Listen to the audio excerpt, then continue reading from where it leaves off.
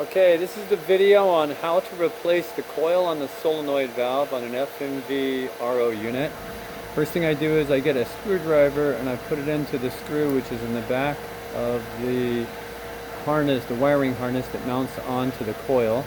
This is the solenoid valve, this is the coil, this is the wiring harness. So I remove this screw, or loosen this screw until the point where it stops rising up and you can feel it just clicking. That means it's all the way out. I then grab the harness, I remove it like this, I set that off to the side, I come over here to the coil, and I can unthread this one by hand. You might have to take a wrench and loosen this nut initially. Once the nut is loose, you set it off to the side. You then take the coil and basically slide it up the shaft.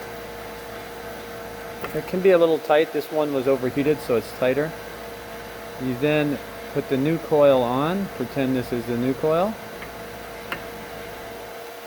And we basically push that on. It's usually a tight fit.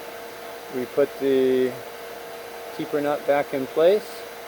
We take the wiring harness that we had just removed, and we only have one configuration that we can mount that in. See, there's 3 pins here.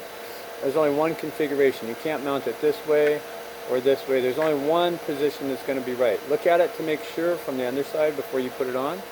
It lines up on those 3 posts there. And it should be very easy to push on, something like that. A little bit snug, but if it's not going on, you probably don't have it in the right orientation. You take this screw, you tighten it back up. Oh, one thing I failed to mention is before you do this, you would want to have the RO off. That's pretty much it. You go ahead and tighten that screw up. You can then power the RO back up and see if it works. That's it.